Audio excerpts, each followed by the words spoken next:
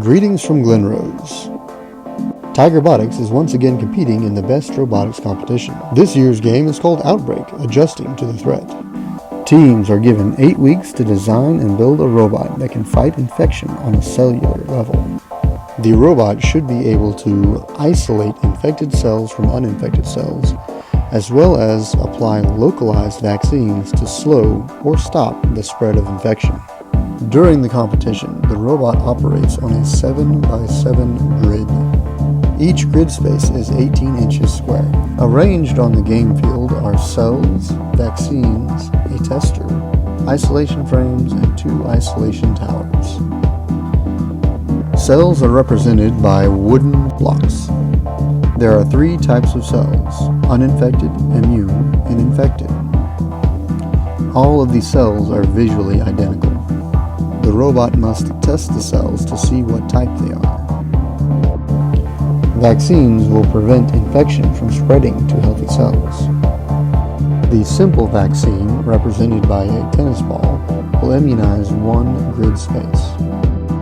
The super vaccine will immunize a 3x3 area of grid spaces.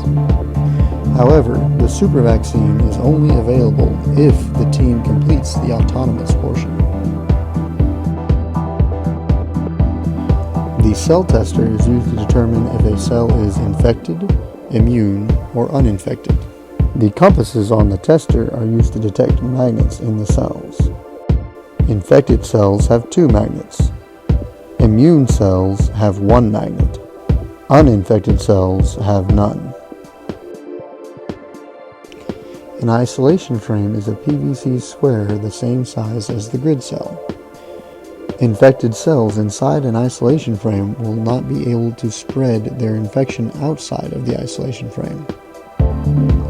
Uninfected cells inside an isolation frame will be protected from infected cells outside of the isolation frame. An infected cell inside an isolation frame with an uninfected cell will spread the infection. The isolation towers work the same way as the isolation frame. However, they will only work if there are no cells underneath the isolation tower. At the beginning of each match, the robot will start inside the starting box.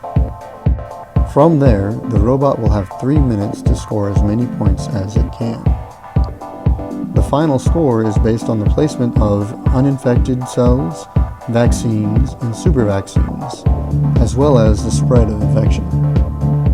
At the end of the match, the infection spreads as far as it can. Any uninfected cell within 1 grid space of an infected cell will become infected itself. This newly infected cell has the potential to spread to other uninfected cells that are nearby. Here is an example of the spread of the infection.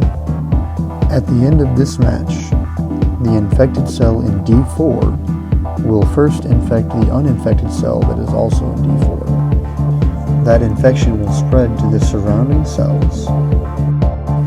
The uninfected cell in C4 will become infected.